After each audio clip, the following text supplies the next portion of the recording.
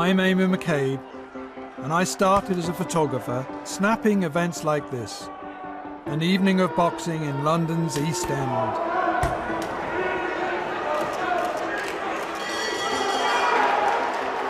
I made my name when my photographs began to appear in the Observer newspaper, capturing the sheer drama of sport, the heroism, sadly also the tragedy. I continued working in newspapers, becoming picture editor of The Guardian, developing an eye for the one great image that captures the whole story, and became aware of how the camera, all-seeing and all-knowing, can freeze in time our lives and the historic moments that have shaped them. It's an amazing photograph. We're right in the middle of the action. So when offered, I jumped at the chance to tell the remarkable history of British photography, to travel from the surprise of the very first picture taking.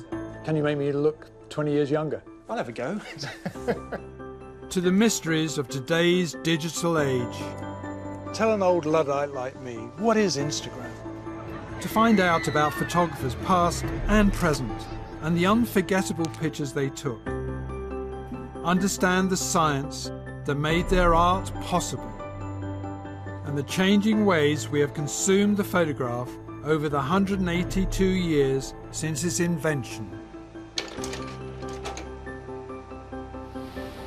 In this first of 3 programs, I'm going back to the beginning, back to the 19th century and the rapid rise of the photograph in British life.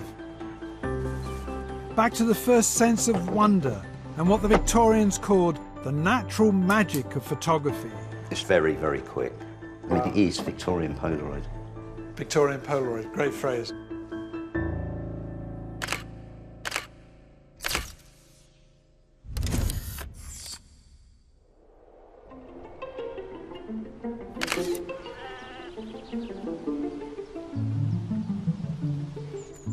In the summer of 1835, landed gentleman and polymath Henry Fox Talbot was seen purposefully walking in and around his country house here at Laycock Abbey in Wiltshire.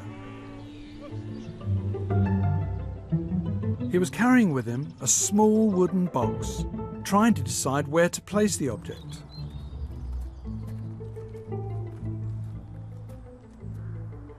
What was Fox Talbot up to with his curious behaviour? Well, he was inventing British photography. And this is the mysterious device. It's actually a replica of Talbot's first camera, fitted with a lens for one of his own microscopes, and with this he was to attempt to take Britain's first ever photographs. With one image, taken in front of this window in the Abbey's South Gallery, Fox Talbot laid the foundations for British photography. Inside, curator at Laycock, Roger Watson, explained to me how. There was a fireplace across from the window. He set the camera on the mantelpiece. I think that he set them around the house. That's why his wife referred to them as mousetraps. Ah, right. Because she kept seeing these little boxes all over the house. And what was inside this tiny box? It was very simple. It was a piece of writing paper that had been coated first with a salt solution and then coated with silver nitrate, and the two mixed together to create silver chloride, which is sensitive to light, and that's all you need. Can you show me exactly what came out of this tiny camera? It's a little disappointing when you first see it because it's so tiny. I've got it in my pocket here. This is a reproduction of the world's first negative. So small. Absolutely. This little ghost of an image here is a negative that you could make positive prints from. And it was the cornerstone. Really, up until the digital age, we still made negatives from which we made positive images. The detail is astounding. I mean, people like to go in and look at this with a magnifying glass, and you can actually count the number of panes in the window that we're standing in front of. And how long, once he coated it, how long would he have had to take the picture? For a long time, we thought it was about 15 minutes, but we've experimented here, and it looks like it was closer to 2 hours, probably. Incredible. The sensitivity of the paper was really slow. It just took a long time for the light to act on it. For a number of years, Fox Talbot had nurtured an ambition to permanently capture images, motivated by his shortcomings as an amateur artist. He frankly admitted His sketches were melancholy to behold. Fox Talbot could see the beauty in nature, but was frustrated by his own failure to replicate what he saw with his own eyes. He speculated. How charming it would be if it were possible to cause these natural images to imprint themselves durably and remain fixed upon the paper. The 19th century was the era of the gentleman scientists like Fox Talbot. He was part of a network of enthusiasts aware of the latest developments in chemistry and optics, so could turn to these to find a solution to his artistic dilemma. But shy and retiring by nature, Fox Talbot was slow in coming forward about his experiments, until at the beginning of 1839 there came unsettling news of competition from across the Channel in France. There was a man named Louis-Jacques Mandé de Guerre in Paris who was experimenting with the idea of photography at the same time. And on the 7th of January 1839, it was published in the Paris press that he had created a photographic process and that the images were little miracles in and of themselves. Talbot, meanwhile, he hadn't really made an image since 1836, and he was probably sitting down to breakfast sometime about January 12th when he read the newspaper that the news had come through. Fox Talbot was now forced to go public. Barely 3 weeks after the announcement in Paris, a paper by him was read to the Royal Society. Some account of the art of photogenic drawing, or the process of which natural objects may be made to delineate themselves without the aid of the artist's pencil, a method which I had devised some time previously. In the grounds at Laycock, photographer Richard Synan-Jones showed me what practical steps Fox Talbot then took to improve on his process. Here, Richard has taken an image of the Abbey using a replica of the bigger camera that Fox Talbot had ordered, equipped with better lenses. No f-stops on the lens. Thanks for reminding me. There we go.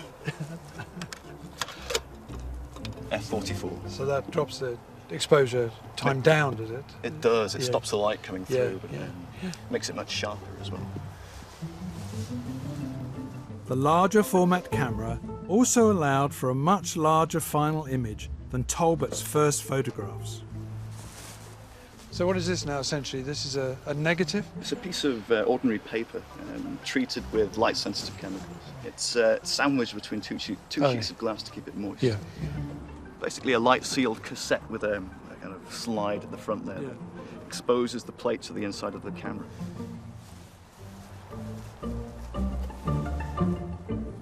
So you focused up already, you've done your aperture, Lens cap's on, aperture's in. you've got a good idea exposure time. Yeah, 20 minutes. Because of improvements to the chemical coating of the negative, exposure time shortened from hours to minutes. Here, Richard exposed the photographic plate for 20 minutes, and here is the result. And I think what Richard has produced is truly magical.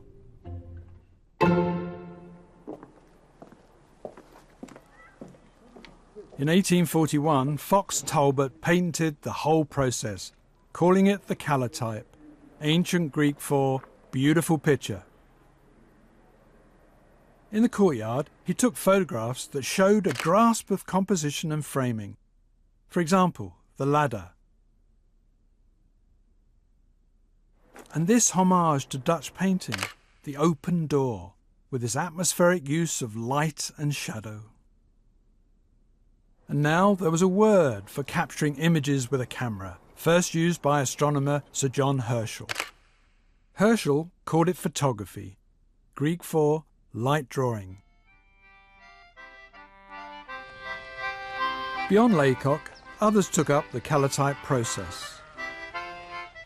In Scotland, painter David Octavius Hill and chemist Robert Adamson used it to produce portraits rather than images of buildings and nature. Like these wonderful photographs of New Haven fishermen who appear so confident in front of the camera. But Fox Talbot's technique had its limitations. It was unpredictable, with the positive prints from his negatives often muddy or grainy. One artist, struggling to make a living, was disappointed by the calotype. Butcher's son, Frederick Scott Archer, was a sculptor who wanted to make a record of his work to help it sell.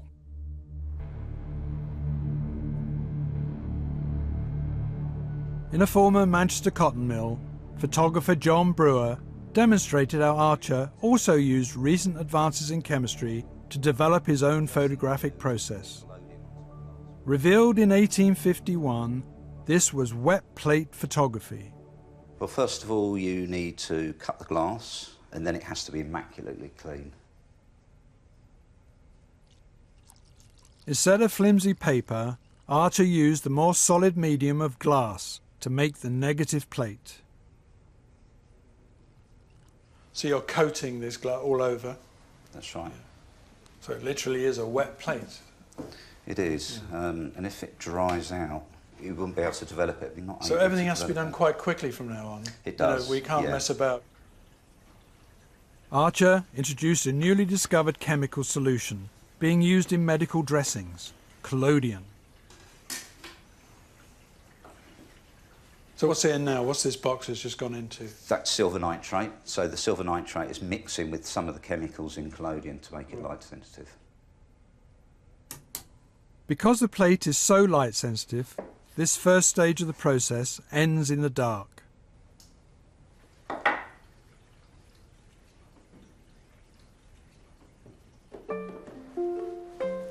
The next stage takes place on the studio floor where I have my photograph taken. The prepared wet plate is exposed to record an image of my ugly mug. Okay, so I'm just checking the focus onto the eyes. How long do you have to take my picture? Really, just a couple of minutes. Wow. So we need to work really fast. So I'm going for an exposure here of 20 seconds. So I'll shut up now and not move, right? Now you can breathe. I can breathe. Oh, and you good. can blink. Oh, right. Okay. So we use a top hat as a shutter. I love your shutter covers. Brilliant. Okay, 3, 2, 1. Wet plate photography greatly speeded up exposure times. Within a decade, we'd gone from 20 minutes needed by Richard at Laycock to the 20 seconds it's taken John here. Well, that's painless. The last stage, back in the dark, is where the image finally appears. We've taken the photograph. We beetled it back to the darkroom. What is that you're pouring on? That's now? developer. Right. It's that moment of nervousness and anticipation I remember from my own darkroom days. That waiting for the photographic image magically to appear.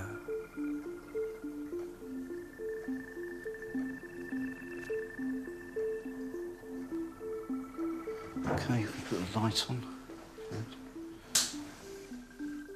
Wow, look at that. So that's how fast it is. Wow. It is Victorian Polaroid. Victorian Polaroid, great phrase.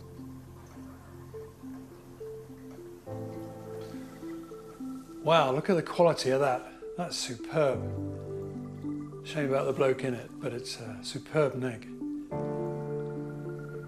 From this one negative, you could print as many positive copies as you liked. A mass production of images so appropriate for a Britain experiencing industrial revolution. But sadly, no profit ever came to Frederick Scott Archer. Unlike Fox Talbot, this pioneer of British photography didn't have the money to take out a patent on his own invention. He died at the age of 43, penniless. Yet Archer had refined the scientific basis on which the new medium could go out into the world and create art.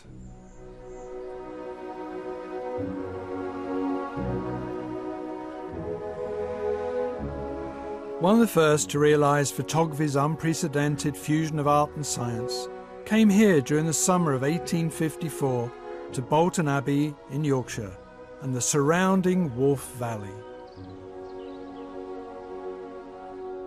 Roger Fenton was a founder member of the Photographic Society, dedicated to raising technical standards, but also to making photography into a fine art. Fenton was trained as a painter and wanted to prove that a mechanical device of the camera could find new ways to reinterpret established genres of art. In this instance, that of landscape. He took a photograph of the Abbey ruins.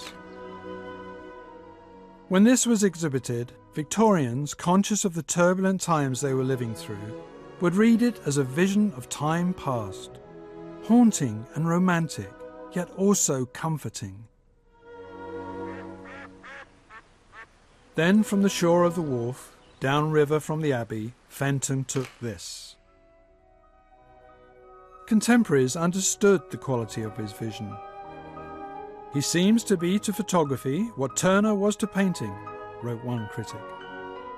The Illustrated London News praised his soft and mellow tone and richness of atmospheric colour.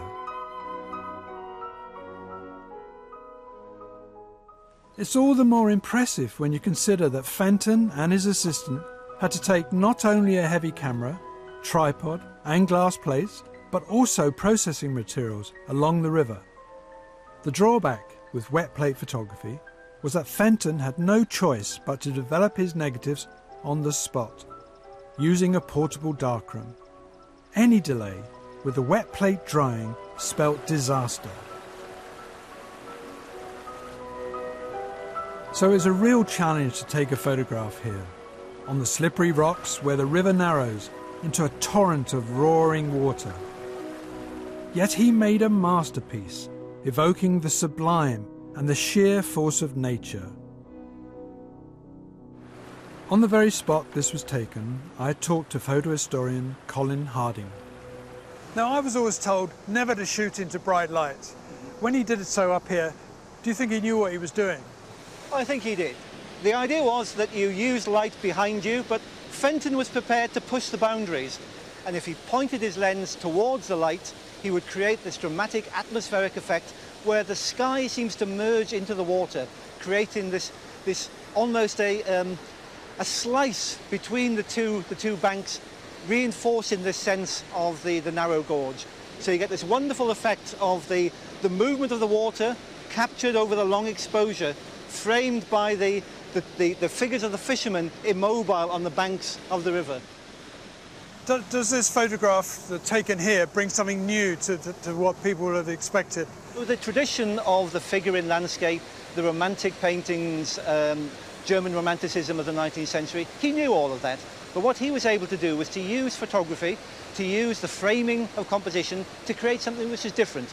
Taking the old traditions, but extending them to create new effects. So, taking the effects that Turner created with paint, but using light to create those effects. So, not abandoning tradition, but incorporating tradition and building on it to create something new, a particular photographic aesthetic. I can now understand how a photograph like this from the Wharfe Valley is a poetic, almost timeless vision.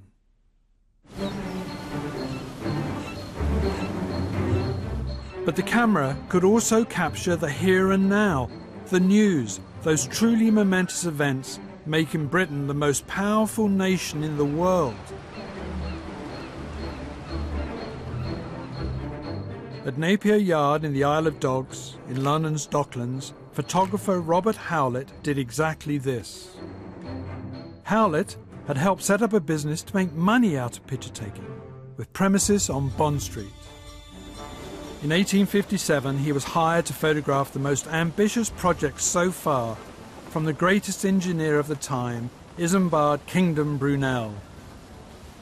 Brunel wanted his creation of the Great Eastern Steamship to be recorded, celebrated and immortalised, not by any old media, but by the power of photography. Howlett photographed this site many times to chronicle the building of what was claimed to be the largest movable object ever to sail on the high seas. And he rose to the challenge of conveying the massive scale of his subjects. His photographs showing a ship 692 feet long and weighing 18,000 tons.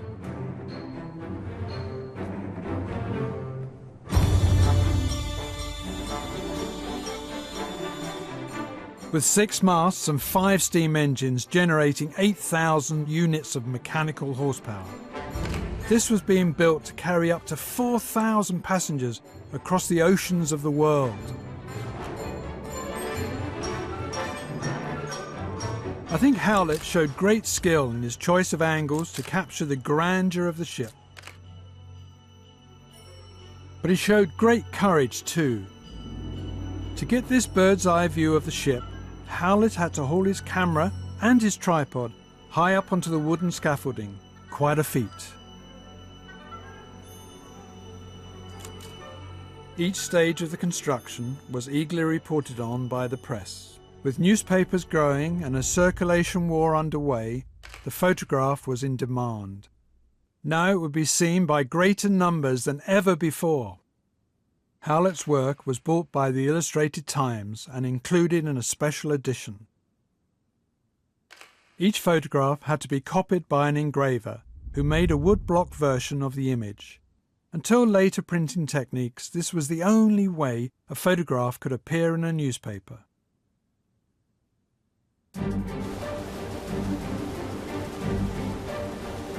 Howlett's role was not only one of an observer, but also reporter, especially when Brunel's great project started to go wrong. He was present to record the ship's difficult, drawn-out, sideways launch into the Thames. At the first attempt on the 3rd of November 1857, the monstrous structure was renamed Leviathan. But it moved barely 3 feet. There was a second, then a third failure to float. During this troubled period, Brunel's portrait was taken by Howlett in front of the ship's launching chains. This has become the iconic image of Victorian power and glory. But for Howlett's biographer, Rose Teamby, there is much more to learn about it. If you understand the context, does it help you understand the photograph? Absolutely. It's a man struggling against the odds, vilified by the general public and under enormous stress, but defiant in the face of that stress. And there's a certain swagger in the picture, isn't there, with the cigar and the jauntiness of it? I don't agree. No? No. He always smoked a cigar. He smoked 40 cigars a day. He always wore a stovepipe hat. So all this was a portrait of the real Brunel. It was the Brunel that you would see on site every day.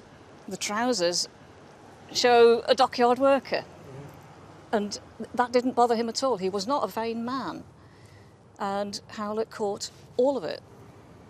Why is this photograph so different? Well, quite simply, it's an absolutely fantastic example of breaking the rules, having your conventional classical portrait reinterpreted by photography. Your country gentleman in his grand estate, it's a muddy shipyard in Millwall, and his thoroughbred horse is now a wall of chain and his giant ship.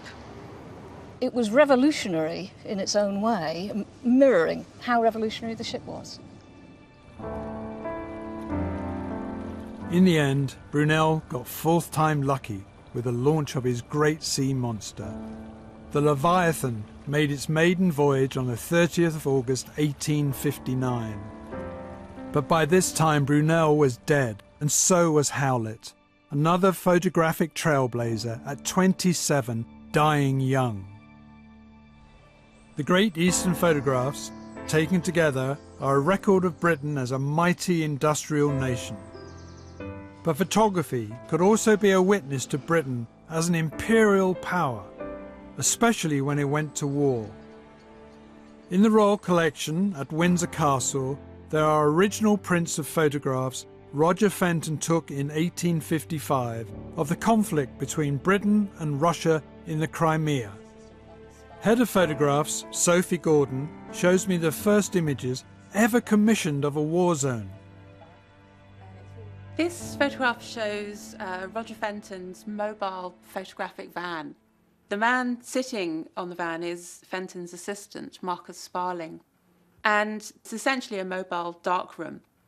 He also needed a way of telling the other soldiers, the other people out there, who he was and what he was doing, because this was a really unusual sight at this time. No one was used to seeing a photographer taking photographs on a battlefield.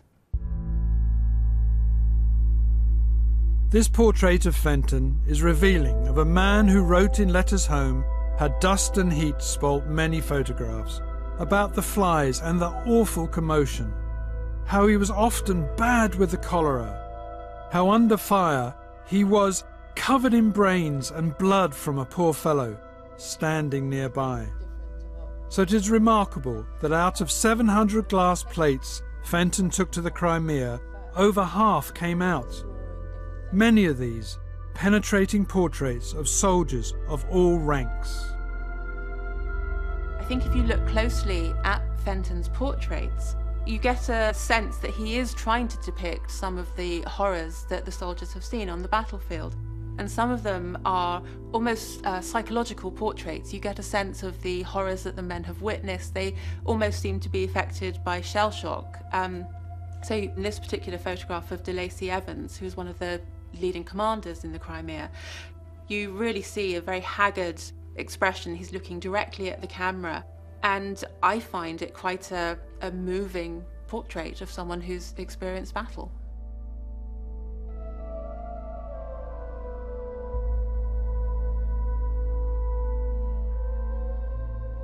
Fenton is creating this new genre. There had never been a photographer photographing war before this to such a degree.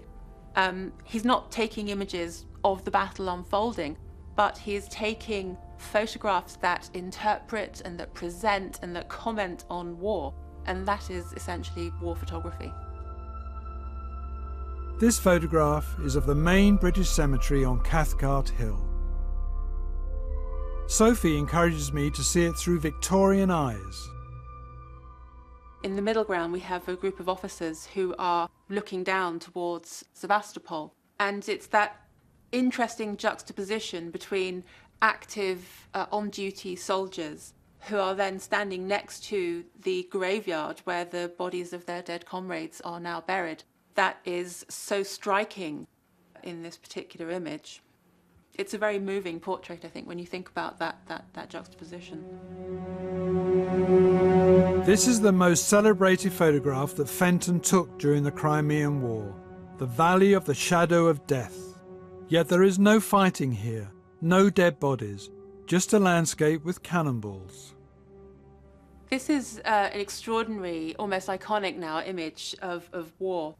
And it shows such stillness and silence on the battlefield. We can see a ravine that runs between the British lines and Russian fortifications, and there are cannonballs scattered along the path. Now, there's some controversy over this image, because there is, in fact, a second image, almost identical, apart from the fact that there are no cannonballs in it. And it's often discussed as whether Fenton manipulated his images. And obviously, he either put the cannonballs there or he removed them. But I don't think that really matters. But that is the one question every photographer wants to know, isn't it? Did he move them? Well, you have to remember that in the 1850s, all photographs would have been staged. Everything was deliberate, was carefully prepared, carefully staged, managed. Even the portraits were very thoughtful and well prepared. And Fenton is creating a work of art. He's not there to necessarily portray a realistic, objective view of what's happening. He's trying to do more than that. And when you consider the poetic title as well, which comes from the Psalms, The Valley of the Shadow of Death, it's more than just a record of a battlefield. It's a comment on war.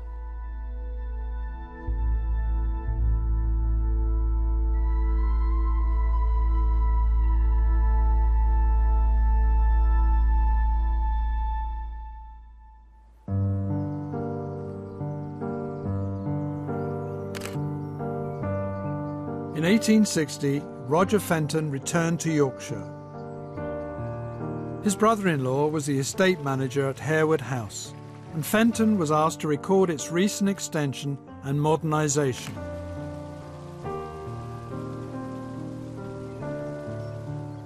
I wonder if, coming back from the chaos of war, Roger Fenton found it restful to work in a genre of photography where the Victorian desire for the natural order of things might be satisfied. That of architecture.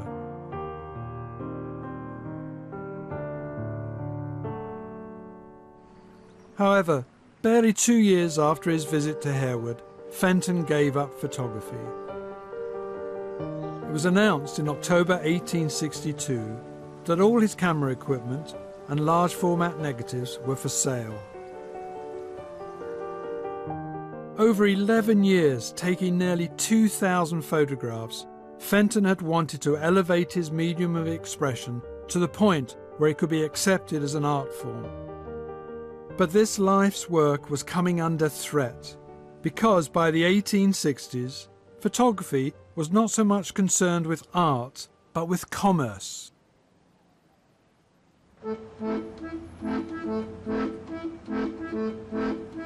Evidence for a boom in commercial photography could be found on every high street, like here in Lewes, East Sussex, where Edward Reeves opened for business in 1855.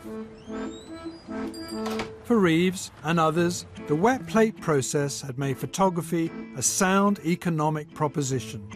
And as prices dropped, for the very first time in history, people of even a modest income could afford to own a portrait of themselves. To cope with the demand, Edward built a glass studio at the back of his shop. His great-great-grandson, Tom, still works here. With Tom, I found out what it was like to be photographed Victorian style. Of course, I was suitably dressed for the occasion. Pleased to meet you, sir. Would you care to sit for your portrait? I will, sir. Why the clamp? Well, in the very early days of photography, exposure times were probably between half a minute and a couple of minutes, which means that in order to get a sharp image, you would have to sit very, very still for that time. Is that why many men in the photographs look grumpy? Absolutely. Absolutely. I mean, apart from cultural considerations, you can't keep a muscular smile going for that sort of time. You should be able to feel the clamp in the neck, just as a bit of a steadying. It shouldn't be too bad. It's a well-to-do Victorian drawing room, the biggest aspidistra in the world. I mean, all the props are also there to aid stability, so you can rest your arm on the table, which gives you a little bit more of a brace for the long exposures. Was this a nervous time for sitters? Oh, I think it was. The fear of the unknown, I suppose. I mean, the process, the collodion process, was based on pretty nasty chemicals, and there would probably be a smell of fairly powerful solvents. You know, it was alcohol and ether and gun cotton and all these things. And some sitters probably didn't really know what was going on. They didn't know if the camera was giving out rays of some sort. You know, some almost aboriginal fear, you might imagine, but it was all very much the unknown. It was an enormous novelty. And am I worried about my soul as I sit here? You might well have been. I think most Victorians were, yes. Despite this nervousness, the celebrated letter writer Jane Welsh Carlyle wrote to a friend, "Blessed be the inventor of photography. It has given more positive pleasure to poor suffering humanity in my time or is like to. This art by which even the poor can possess of themselves tolerable likenesses of their absent dear ones."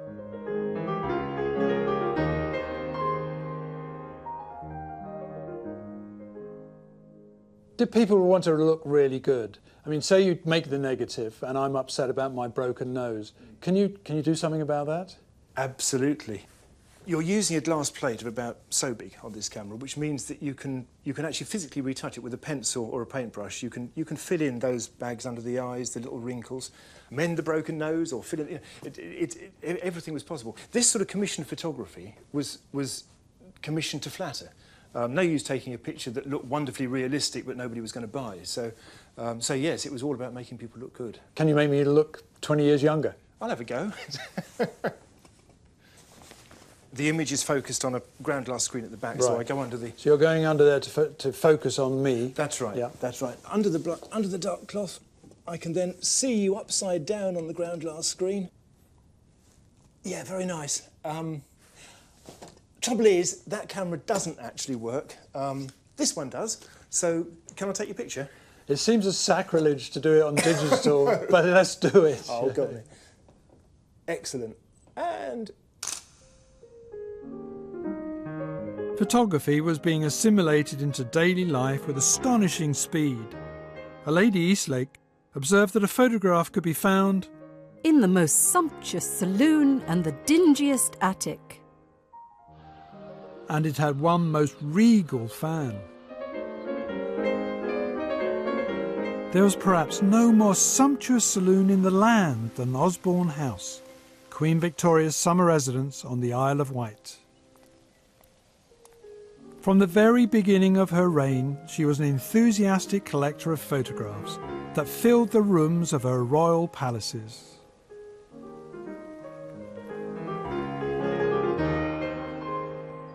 But the Queen was not only fascinated by looking at photographs, she became the most photographed woman of the century. When facing the camera, the Queen showed both a public and a private face. In May 1857, society photographer Leonida Caldesi was summoned to Osborne House and took this group portrait of Victoria, her husband Prince Albert, and 9 children.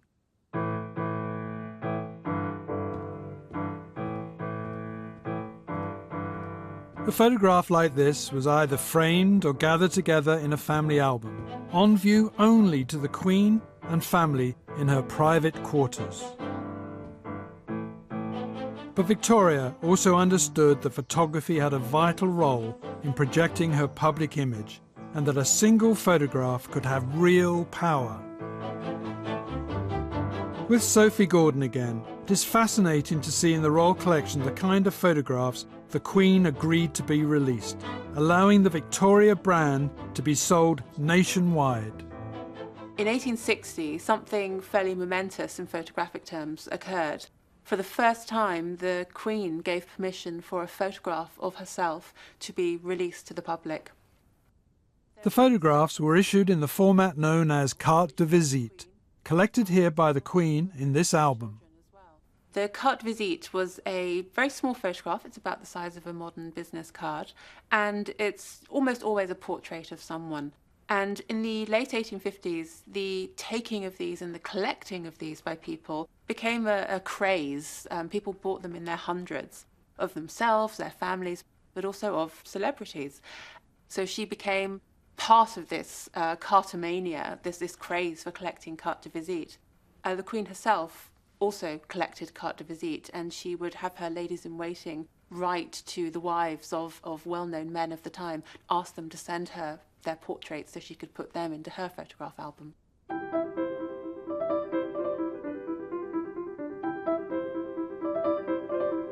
The 1860 carte de visites were taken by Regent Street photographer John Mayall. Mayall's photographs of Queen Victoria and Prince Albert are quite surprising, really, because they show a young married couple that it doesn't necessarily suggest that this is a portrait of the Queen and the Prince Consort. There's no regalia, there's no crown or anything to indicate that this is the monarch. Instead, they're dressed in upper middle class costume, and I think that is a very considered and careful presentation of the monarch. It's a way of trying to engage with her population, with the people. And perhaps a way of saying we're just like you, or almost just like you. However, it wasn't long before photography had another function for the Queen. In December 1861, Prince Albert died of typhoid fever. Now this is the morning image by William Bambridge. And can we talk about the detail of this photograph? Yes, it shows Queen Victoria surrounded by some of her children, with a bust of Prince Albert, who had died a few months ago, and she's holding on her lap another image of Prince Albert. And it's a photograph that was subsequently released to the public. Now, Many people felt, critics at the time, felt that this was an extraordinary step to take. Mourning was a private act, and that the Queen chose to make this image publicly accessible was almost a shocking thing. It was an unseemly display of emotion. But the Queen, I think, is trying to show people the depth of her anguish and her sorrow following the death of her husband. Later in her reign, the impression to be conveyed by her portraits was different again. Sophie shows me this by Alexander Pisano, released to mark her Golden Jubilee in 1887.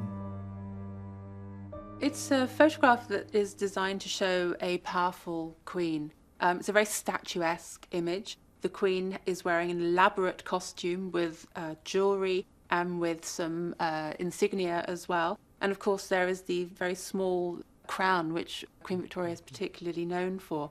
And so the image, we look at it and we immediately know that this is the Queen and the Empress. In the last 2 decades of Queen Victoria's reign, the photographs became increasingly more staid, more formal, so carefully composed, and often the negatives as well would have been touched up, the skin would have been smoothed, the curves would have been accentuated. It's a way for the Queen to exert more control, really. Control. I think that's the right word for Victorian portraits from the Queen downwards. Each an expression of stiff formality in front of the camera. Each a display of good manners and respectability.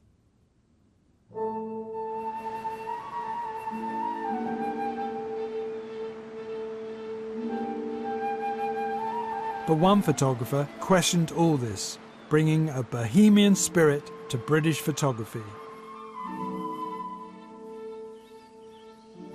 This was Julia Margaret Cameron, who in 1860 arrived with her husband and family to live in Freshwater Bay on the Isle of Wight. They bought 2 cottages from a local sailor and knocked them into one, naming it Dimbola Lodge, after the coffee plantations they owned in Ceylon. Cameron turned a chicken coop into a studio, a coal shed into a darkroom, and got down to create an extraordinary body of work.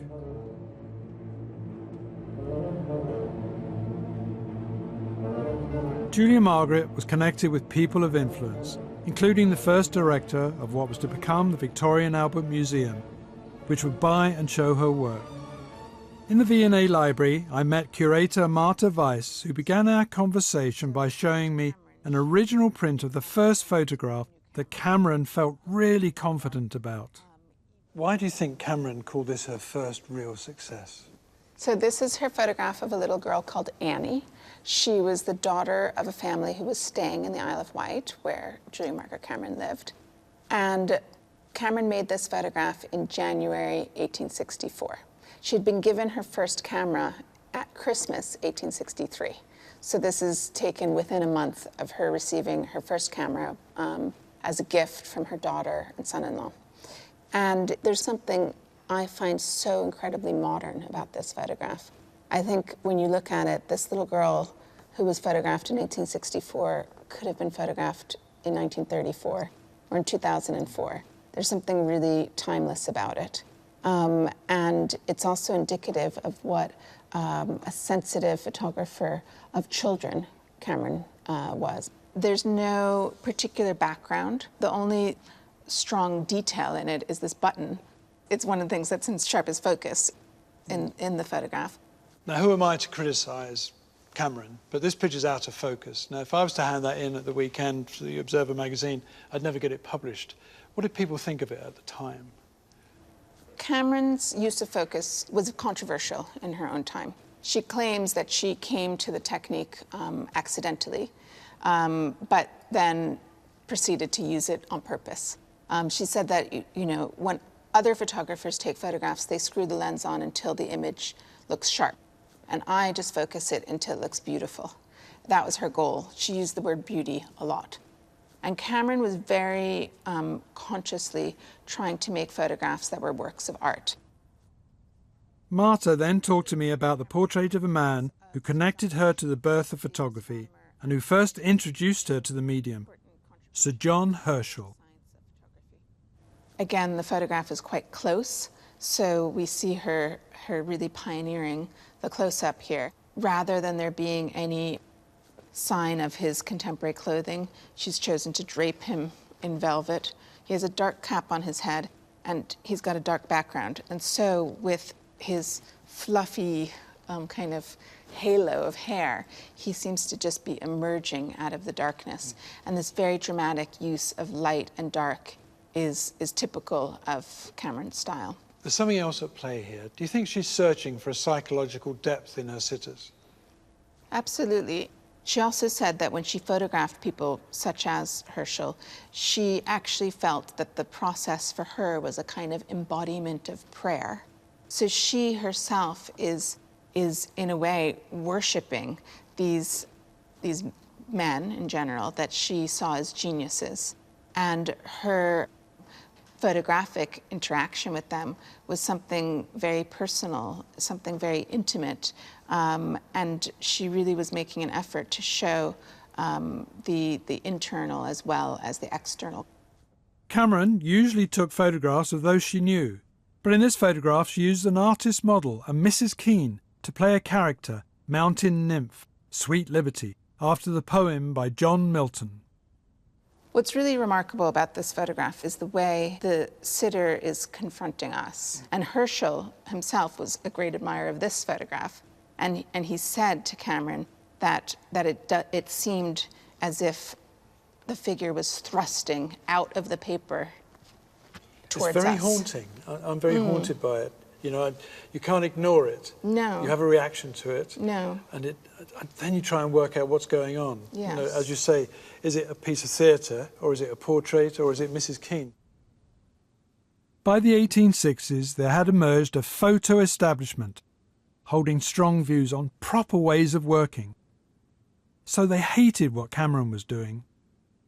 Her work was absolutely attacked by critics. They accused Cameron of slovenly manipulation, not only of her deliberate use of soft focus. There are all sorts of streaks and smudges and bits of dust and so on that are apparent in Cameron's photographs.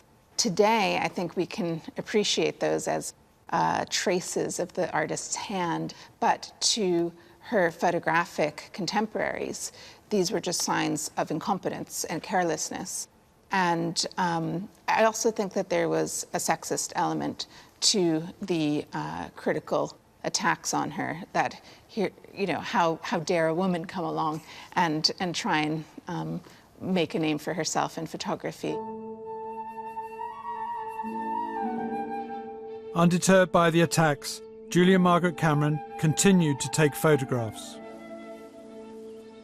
Then, 11 years after the first success of Annie, she and her husband left their Isle of Wight home to go back to the family estate in Ceylon. With them, on the voyage, went her photographic equipment, but also 2 coffins, in readiness for their deaths. She died in 1879.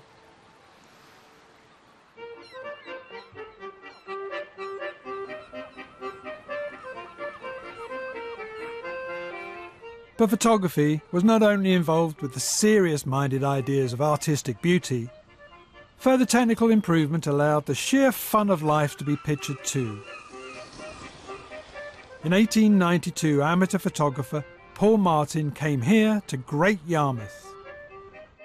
He was by trade a wood engraver, creating illustrations for newspapers and magazines, often, as we have seen, from photographic images. But on lunch breaks near his London workplace and on holidays, Martin always had a camera with him, and he was greatly helped by the arrival of dry plate photography. As a photographer, I love this old language. Snapshot plates, the best possible plates for rapid hand camera work, and all extremely quick exposures.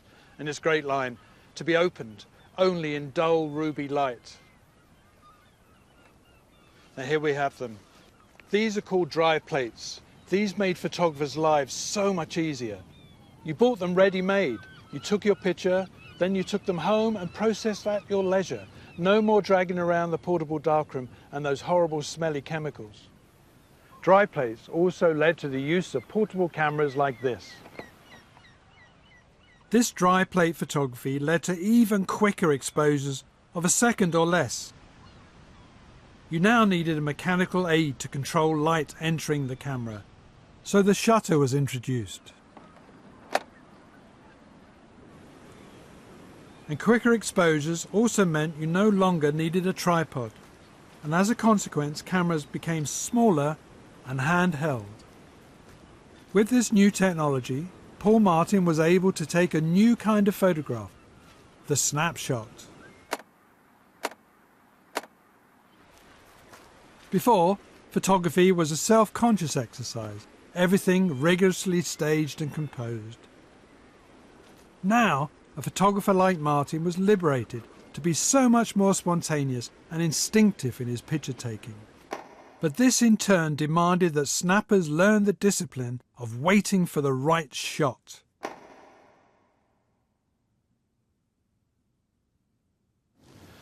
It appears that Paul Martin had just the right temperament and the patience to wait for what the great French photographer Cartier-Bresson called the decisive moment.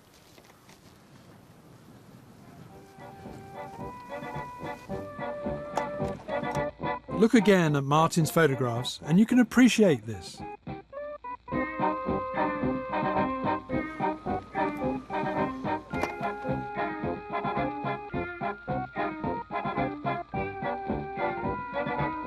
But as the Victorian age came to a close, photography witnessed not only what was being gained, but also what was being lost.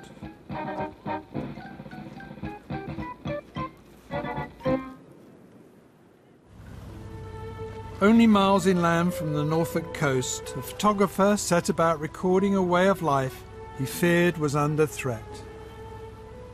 And in doing so, he would create some of the most beautiful photographic images yet seen.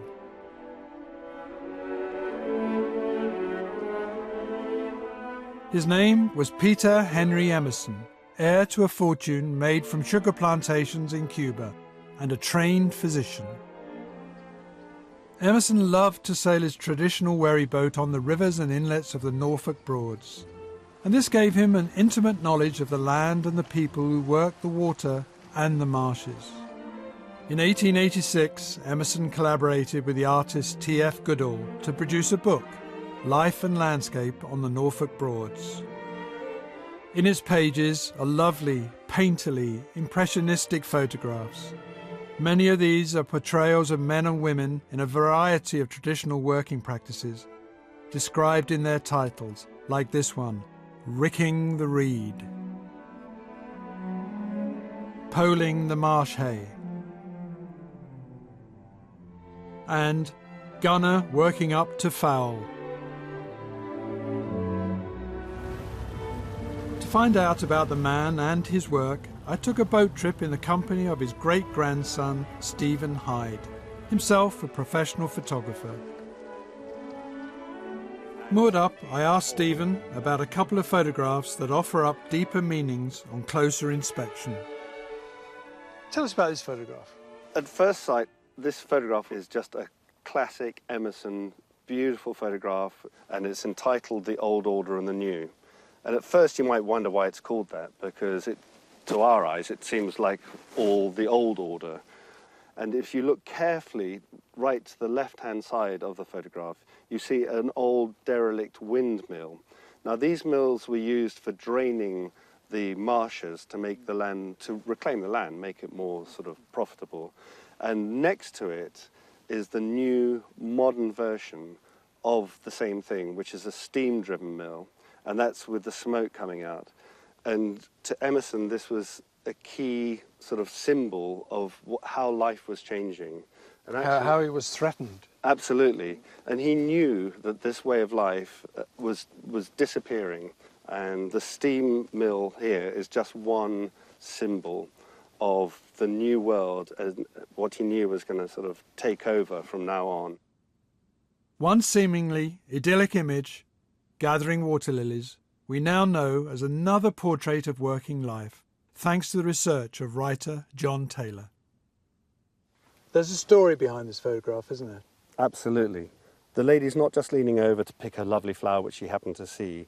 they would harvest the water lilies and use them as a bait and a lure for catching tench. They'd put them in bow nets, big round bow nets, and they would then lower the bow nets into the water, and the tench would see the water lilies and be attracted to them and swim into the nets. We know that the lady picking up the water lily is his good friend and collaborator, T.F. Goodall, the artist. It's his fiancée, and the man in the boat is her father.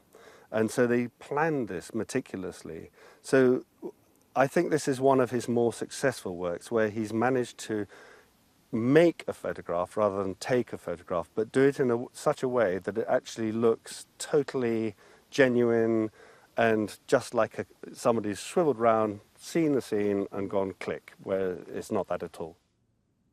As well as being a skilled practitioner, Emerson had strong views on photography, how it should be done and what it was for. He had intellectual discussions the whole time. He wrote a thick book, and one of his great thoughts was that focus should not be sharp all the way through. And he called this naturalistic photography. There were people around at the time who have said, look how good my camera is, I can get every leaf perfectly sharp. Well, for him, that was the antithesis of what you should do. You should see the camera, the photograph should see what the human eye sees. So as I look at you, the trees over there go slightly fuzzy. Your eye is travelling through the photograph. Absolutely. Whatever his theorising, and it was often contradictory, what remains for me are Emerson's photographs. Each one a stunning historical record that confirms that by the century's end, the camera had become the preeminent way to memorialise the national story.